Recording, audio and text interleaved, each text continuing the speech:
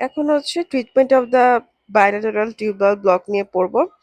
এখানে কি করে বলতো? এখানে হচ্ছে ইন ভিট্রো ফার্টিলাইজেশন করে এবং যে এমব্রায়োটা আছে সেটা হচ্ছে ইউটেরাসের ভিতরে ট্রান্সফার করে। তারপর দেখো টিউবাল রিকনস্ট্রাকটিভ সার্জারিটা আমরা পড়েছি। এটার লাস্টে আমরা সালফিঙ্গোলাইসিস ফিম্বিওলাইসিসটা পড়েছি। আমরা এখন হিস্টেরোস্কোপিক ট্রান্সসার্ভাইকাল ক্যানুলেশন অফ দ্য টিউবটা পড়বো। এটা কি?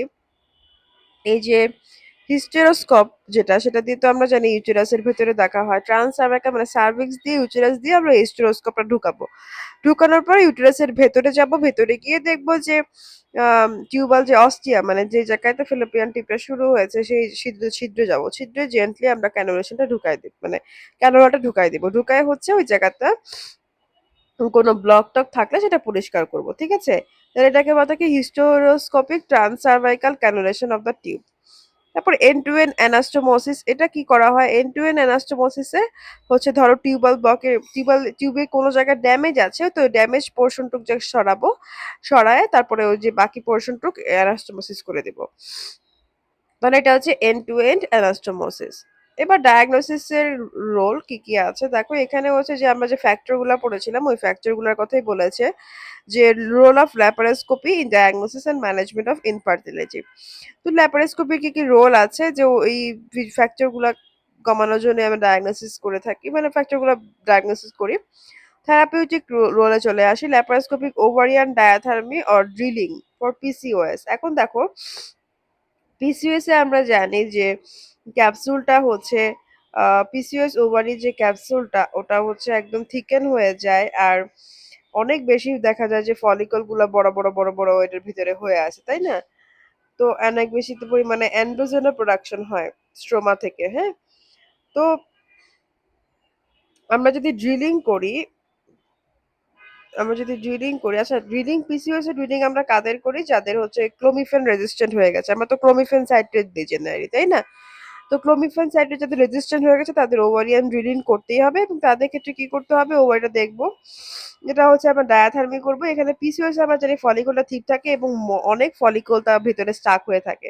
তো আমরা ড্রিলিং এর মাধ্যমে ফলিকলটাকে থিন করব, মানে ফলিকুলের ক্যাপসুলটাকে আর কি, ওভারিয়ান যে ক্যাপসুলটা এটাকে থিন করব, এবং যে এত এত ফলিকল যে স্টাক হয়ে আছে ভিতরে ওটাকে কমাবো। এবং এই যে দিন ড্রিলিং করে থিন ক্যাপসুলটাকে আমি হচ্ছে ক্যাপসুলটাকে থিন করে কি করব বলতো? এই ভেতর থেকে যাতে ইজিলি একটা বের হয়ে আসে সেই ব্যবস্থা করব। এবং যে স্ট্রোমা আছে, ovarian stroma, androgen producing stroma, এই স্ট্রোমাটাকে আমরা ডিস্ট্রয় করব, তার কারণে যাতে হচ্ছে টেস্টোস্টেরনটা রিডিউস হয়, হ্যাঁ, এবং হচ্ছে হরমোন ব্যালেন্সটা ঠিকঠাক হয়। আচ্ছা, এবার আমরা চলে যাই আমাদের পরবর্তী স্টেপে, সেটা হচ্ছে ablation or excision of endometriosis. তো এটা কি হয়? আমাদের এন্ডোমেট্রিওসিস তো সাইটোকাইন রিলিজ করে, এটা হচ্ছে গিয়ে টিউবটাকে ডিস্টর্ট করে, ওভারিকেও ডিস্টর্ট করে। তো অ্যাবলেশনের মাধ্যমে আমরা কি করব?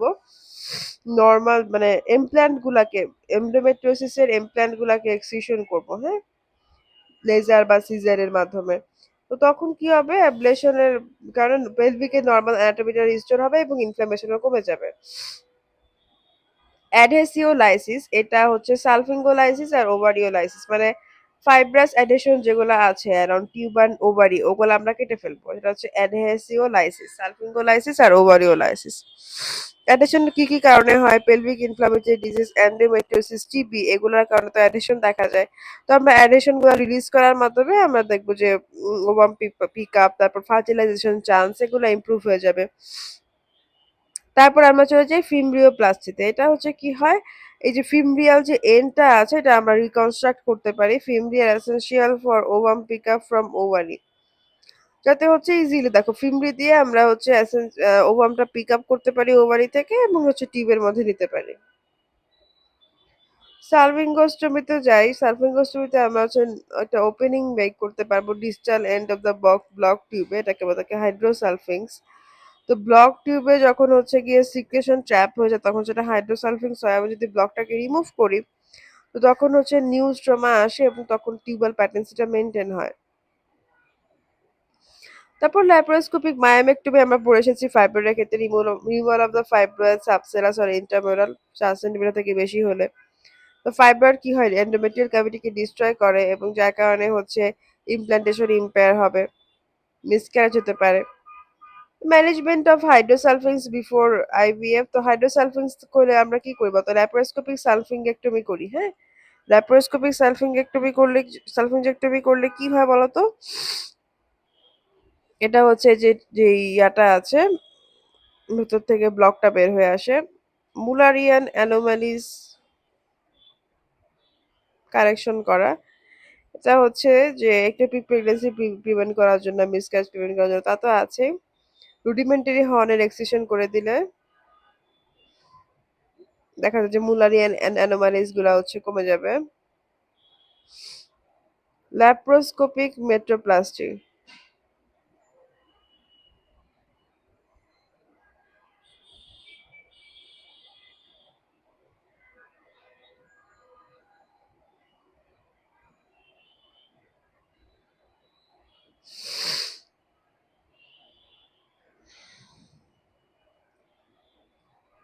রুডিমেন্টারি হর্নটা হচ্ছে মুলারিয়ান ডাক্টের anomaly, developmental defect in the uterus. ঠিক আছে, তো ইউটেরাস তো আমরা মুলারিয়ান ডাক থেকে, দুটো মুলারিয়ান ডাক থেকে গ্রো করে এবং দুটো মুলারিয়ান ডাক ফিউজ করে মিড লাইনে, তখন ওয়ান সাইডে হচ্ছে পুরোপুরি ডেভেলপ হয় না এবং আমরা একটা ইউনিকর্ন ওয়েট ইউটেরাস পাই। আর আন্ডার ডেভেলপ সাইড থেকে স্মল পিস অফ ইউটেরাস মানে রুডিমেন্টারি হর্ন তৈরি হতে পারে। আচ্ছা, এবার আমরা চলে যাই indication of laparoscopy infertility. Infertility.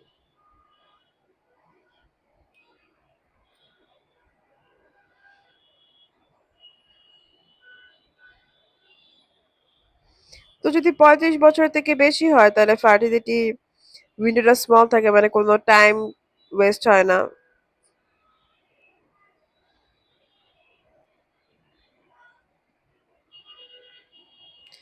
Abnormal HSG confirm with laparoscopy.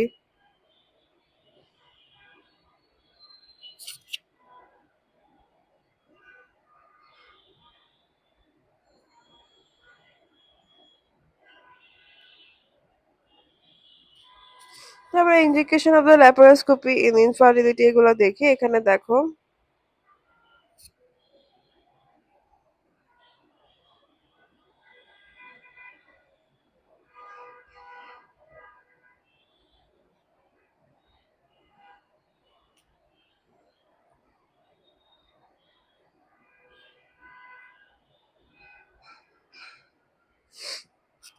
ল্যাপারোস্কোপির কি কি ইন্ডিকেশন আছে সেটা আমরা পড়ছি। তো হচ্ছে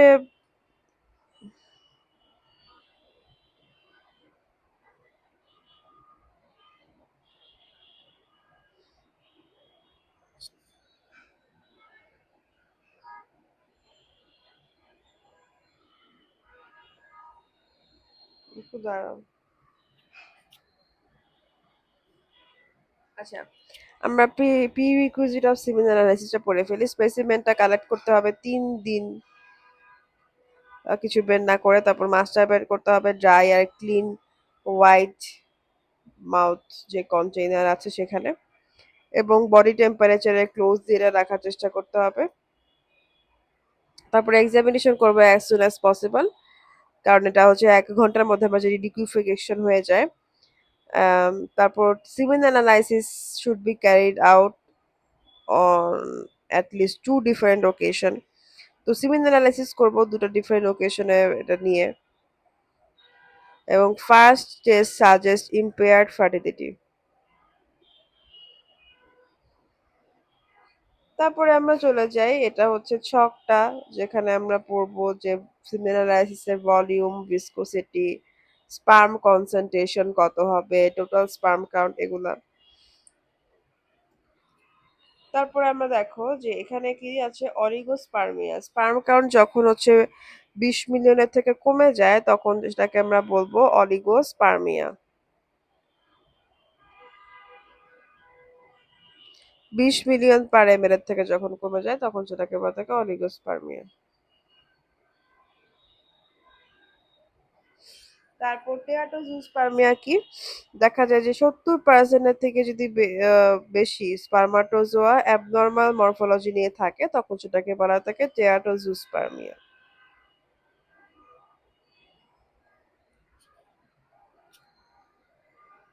তারপর দেখো এই যে নোমেনক্লেচার গুলা কি আছে, অ্যাসপার্মিয়াতে হচ্ছে গিয়ে কোনো রকমের সিমেনই বের হয় না, হাইপোস্পার্মিয়াতে লো সিমেন বের হয় বাট সিমেনের ভলিউমটা লো থাকে। অলিগোস্পার্মিয়াতে কি হয়?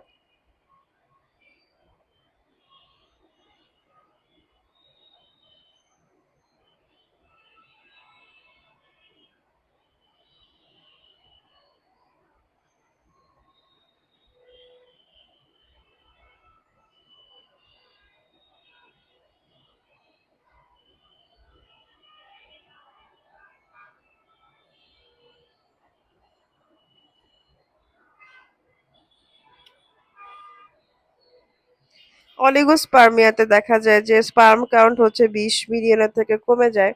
পলিজোস্পার্মিয়াতে 350 মিলিয়নের থেকে বেড়ে যায়, তাহলে 20 আর 350 এটা হচ্ছে মাথায় রাখতে হবে। অ্যাজোস্পার্মিয়াতে কোনো স্পার্মাটোজোয়া পাওয়া যায় না সিমেনে। অ্যাস্টেনোজুসপার্মিয়া এখানে হচ্ছে স্পার্মের মটিলিটি একদম কমে যায়। লিউকোসাইটোস্পার্মিয়া এখানে ডাব্লিউবিসির পরিমাণ মানে স্পার্মে মানে সিমেনে আর কি ডাব্লিউবিসির পরিমাণ বেড়ে যায়। নেক্রোজুসপার্মিয়া হচ্ছে স্পার্মাটোজোয়া যখন ডেড অর মোশনলেস হয়ে যায় তখন সেটাকে বলা থাকে নেক্রোজুসপার্মিয়া। টেরাটোজুসপার্মিয়াতে অ্যাবনর্মাল মরফোলজি থাকে। অলিগো অ্যাসথেনোজুসপার্মিয়া, অলিগো মানে কম, অ্যাসথেনো হচ্ছে গিয়ে মর্টালিটি নাই, আর টেরাটোজুসপার্মিয়া হচ্ছে মরফোলজিটা সমস্যা হয়। তো 3 ধরনের ডিস্টারবেন্স থাকলে এটাকে বলা থাকে অলিগো অ্যাসথেনো টেরাটোজুসপার্মিয়া। তাহলে এই যে দেখো আমরা দেখবো অ্যাজুস্পার্মিয়া, এই অ্যাজুস্পার্মিয়াতে কি হয়? টোটাল অ্যাবসেন্ট হয়ে যায় স্পার্মে, তাহলে স্পার্মটা ইজাকুলেট করতে পারে না। তো তখন আমরা দেখবো যে কি কি কারণে হতে পারে, এগুলো হচ্ছে যে মেল ইনফার্টিলিটি যে কারণগুলো সেগুলাই বলে দিতে দিতে হবে।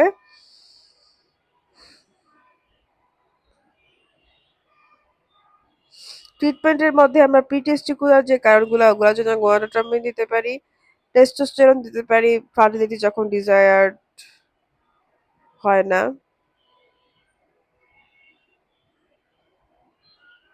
টেস্টিকুলার স্পার্ম এক্সট্রাকশন করা যায় যদি টেস্টিকুলার কারণ হয়, তাহলে ইন্ট্রাসাইটোপ্লাজমিক স্পার্ম ইনজেকশন দিতে পারে যদি স্পার্মের মর্টিলিটি সমস্যা, তাই না? পোস্ট টেস্টিকুলার হলে surgical correction of obstruction, intracytoplasmic sperm injection. আচ্ছা, এবার আমরা যেটা পড়তেছিলাম ইন্ডিকেশন সেখানে চলে যাই। ল্যাপারোস্কোপি ইন্ডিকেশন কি কি আছে? 35 বছরের বেশি হতে হবে, কারণ 35 বছরের পরে ফার্টিলিটি অনেক বেশি ডিক্লাইন করে যায়। তখন হচ্ছে ওভারিয়ান রিজার্ভ ওসাইট অনেক কুইকলি ফল করে।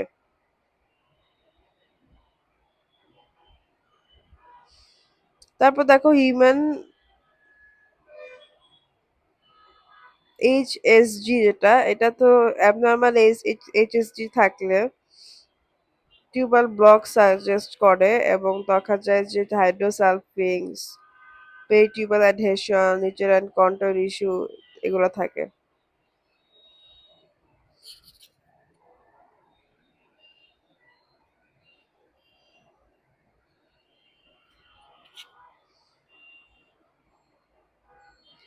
হিস্টেরোসালফেনজিওগ্রাফি, হিস্টেরোসালফেনজিওগ্রাফি করে যদি আমরা অ্যাবনর্মাল পাই, আমরা যদি হিস্টেরোসালফেনজিওগ্রাফি করে ভেতরে অ্যাবনর্মাল পাইতে পারি, তো তখন আমরা ইনফার্টিলিটি হচ্ছে উম তার ওভারকাম করার জন্য ল্যাপারোস্কোপি করতে পারি।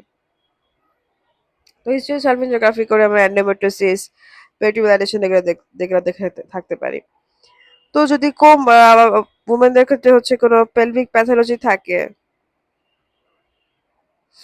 দেখো কেউ যদি হচ্ছে কনসিভ করতে পারতেছে না, নর্মাল হিস্টেরোসালফেনজিওগ্রাফি আছে বাট 6 মাস ধরে কনসিভ করতে পারতেছে না, তো তখন হচ্ছে আমরা পেরিটোনিয়াল ফ্যাক্টর গুলা তো আর হিস্টেরোসালফেনজিওগ্রাফি রুল আউট করতে পারে না, সেইগুলা আমরা ল্যাপারোস্কোপি দিয়ে দেখতে পারি। পেলভিক প্যাথোলজি থাকলে আমরা হিস্টেরোসালফেনজিওগ্রাফি দিতে পারি, যে লেশন গুলো ডাইরেক্টলি দেখতে পারি। আর এক্সপ্লেইনড ইনফার্টিলিটি, এখানে হচ্ছে সিমেন অ্যানালাইসিস করা হয়, ওভুলেশন দেখা হয়, এবং হিস্টোসালফেঞ্জিওগ্রাফি করি। আর যদি এগুলো নর্মাল আসতে পারে, যদিও প্রেগনেন্সি না হলেও এগুলো নর্মাল আসতে পারে। তো ল্যাপারোস্কোপি করে আমরা হচ্ছে দেখতে পারি যে আসলে কি সমস্যা, মানে কোনো অন্য কোনো কজ পাচ্ছি না, তখন ল্যাপারোস্কোপি করে ডায়াগনোসিস করে দেখতে পারি।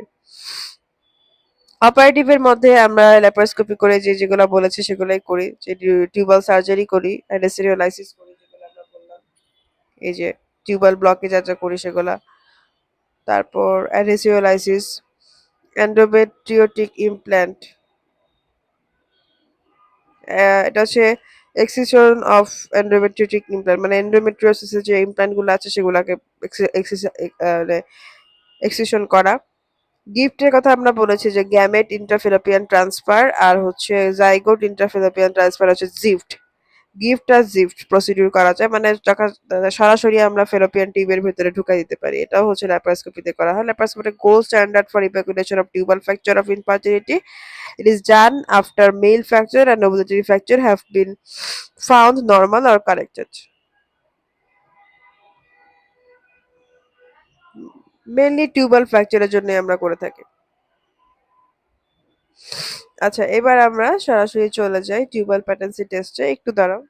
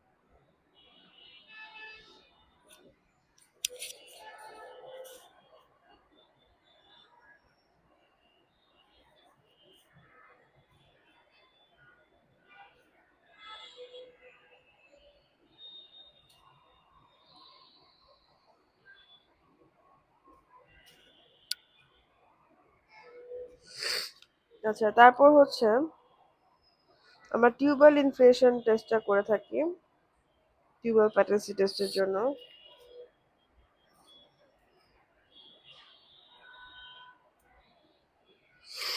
হিস্টেরোসালফেঞ্জিওগ্রাফি তো আছে, ল্যাপারোস্কোপি তো আছে, হিস্টেরো কন্ট্রাস্ট সোনোগ্রাফি, এটা হচ্ছে কন্ট্রাস্ট দিয়ে আল্ট্রাসোনোগ্রাম দেওয়া হয়, এবং সোনোসালফেঞ্জিওগ্রাফি এটা তো আল্ট্রাসাউন্ড দিয়ে ইউটেরাইন ক্যাভিটি দেখা। সোনো হচ্ছে আল্ট্রাসোনো থেকে আসছে। ফ্যালোস্কোপি, আচ্ছা টিউবাল ইনফেকশন টেস্ট থেকে আমরা বলছি যে এটা হচ্ছে গিয়ে গ্যাস অর এয়ার অথবা অক্সিজেন দেওয়া হয় সাইলেন্ট ডাইঅক্সাইডের বদলে। যদি টিউব ওপেন থাকে তাহলে গ্যাসটা ফ্রিলি পেরিটোনিয়াল ক্যাভিটিতে এসকেপ করে যায়। আচ্ছা, এবার ফেলোস্কোপিটা দেখো।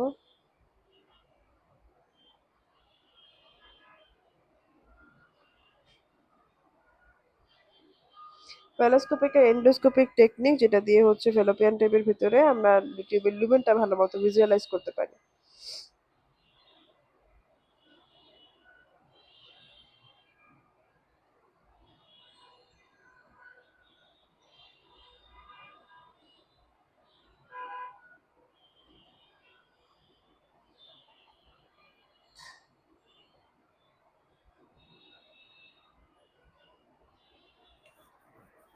তাহলে ফেলোস্কোপি একটা এন্ডোস্কোপিক টেকনিক।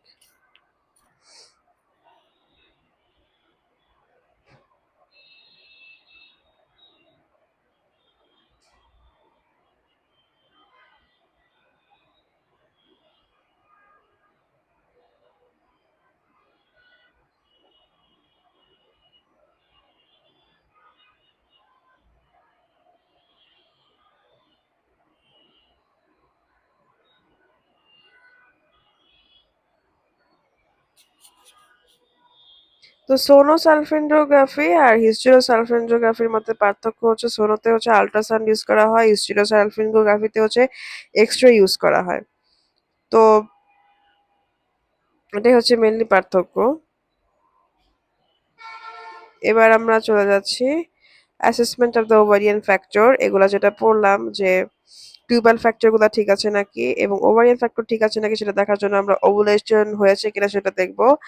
এবং এটা তো আমরা জানি যে basal body temperature, cervical mucus method এবং অন্যান্য যেই হরমোনগুলোর প্রয়োজন হয় সেগুলা দেখব।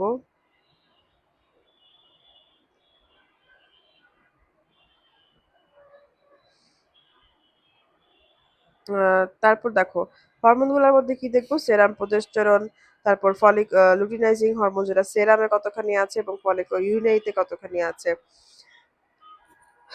এরপর ল্যাপারোস্কোপি করতে পারি।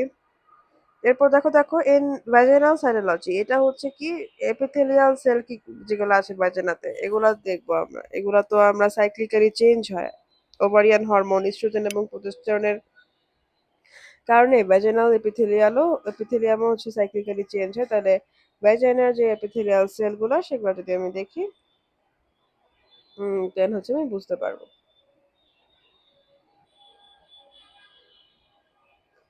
তারপর আমরা দেখবো এন্ডোমেট্রিয়াল বায়োপসি, এটাও হচ্ছে সেম যে আমাদের যে ওভারির যে হরমোনগুলা সেগুলার কারণেও কি হয়, এন্ডোমেট্রিয়ামে হচ্ছে চেঞ্জ হয়। তো আমরা জানি যে ওভুলেশনের সময় কি হয়, প্রোজেস্টেরন সিক্রেট হয়, তখন এন্ডোমেট্রিয়ামটা সিক্রেটরি ফেজে চলে যায়। তো বায়োপসিতে আমরা দেখবো সিক্রেটরি চেঞ্জেস। তারপর লুটিয়াল ফেজ অ্যাডিকুয়েসি দেখতে পারি যে নর্মালি এন্ডোমেট্রিয়াম আফটার ওভুলেশন আস্তে আস্তে প্রোগ্রেস করে day by day, but luteal ফেজে কি হয়, প্রোজেস্টেরন সাপোর্ট, আচ্ছা ইন্ডিকেশন ইস্ট্রোজেন ফেজে আমি প্রলিফারেটিভ ফেজ দেখি এন্ডোমেট্রিয়ামের, প্রোজেস্টেরন হচ্ছে সিক্রেটরি ফেজ দেখি।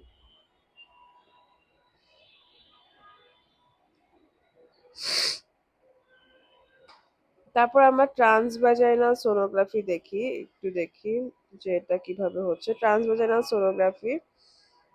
এটা হচ্ছে আমরা ফলিকুলার ট্রান্সভাজাইনাল সোনোগ্রাফি দিয়ে আমরা হচ্ছে দেখবো যে ফলিকুল গুলা মনিটর করব, এন্ড দেন হচ্ছে ওভারিয়ান প্যাথোলজি আছে নাকি সেগুলো ডিটেক্ট করতে পারবো।